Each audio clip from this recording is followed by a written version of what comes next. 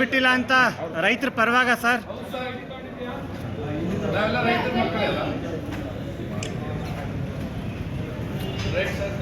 ಬನ್ನಿ ಬನ್ನಿ ಬನ್ನಿ ಸರ್. ನಮ್ಮ ಉತ್ತರ ಕರ್ನಾಟಕ ಭಾಗದವರು ಅವರಿಗೆ ಆ ರೀತಿ ಅವಮಾನ ಮಾಡಿರ್ತಕ್ಕಂಥದ್ದು ಪ್ರತೀಕವಾಗಿ ಖುದ್ದು ಸಹ ನಾನು ಪಂಚೆಯನ್ನು ಉಟ್ಕೊಂಡು ಬಂದಿದ್ದೀವಿ ವಿಧಾನಸೌಧಕ್ಕೆ. ನಾವು ಎಲ್ಲ ರೈತರ ಮಕ್ಕಳು, ರೈತರಿಗೆ ಬೆಂಬಲವಾಗಿ ನಿಲ್ತಕ್ಕಂಥದ್ದು.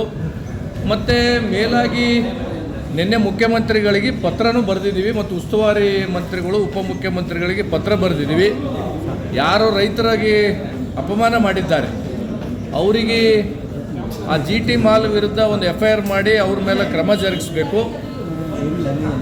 ಮತ್ತು ಆ ಏಜೆನ್ಸಿ ಏನಿದೆ ಸೆಕ್ಯೂರಿಟಿ ಏಜೆನ್ಸಿನ ಕ್ಯಾನ್ಸಲ್ ಮಾಡಬೇಕು. ಯಾಕಂದರೆ ಆ ಸೆಕ್ಯೂರಿಟಿ ಇರ್ತಕ್ಕಂಥ ನಾವೆಲ್ಲ ಮಾಹಿತಿ ತಗೊಂಡಿವಿ.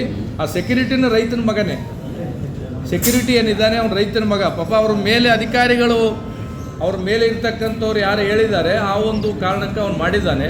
ಆ ಏಜೆನ್ಸಿನ ಕ್ಯಾನ್ಸಲ್ ಮಾಡಬೇಕು.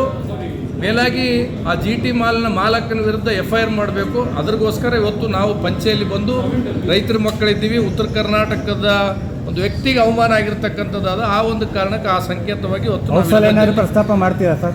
ಸಾಧ್ಯವಾದರೆ ಅವಸರ ಪ್ರಸ್ತಾಪ ಮಾಡ್ತೀರಾ? ಸಭಾಧ್ಯಕ್ಷರಿಗೆ ಮನವಿ ಮಾಡ್ತೀನಿ, ಇದ್ರ ಬಗ್ಗೆ ಮಾತಾಡ್ಲಿಕ್ಕೆ ಅವಕಾಶ ಮಾಡಿಕೊಡಂತ ಸಭಾಧ್ಯಕ್ಷರಿಗೆ ಮನವಿ ಮಾಡ್ತೀವಿ. ನಾನು ಈ ರೀತಿ ಅಪಮಾನಗಳ ಪದೇ ಪದೇ ಬೆಂಗಳೂರು ನಗರದಲ್ಲಿ ಆಗ್ತಕ್ಕಂಥದ್ದು ಇದು ಭಾಳ ನೋವಿನ ಸಂಗತಿ.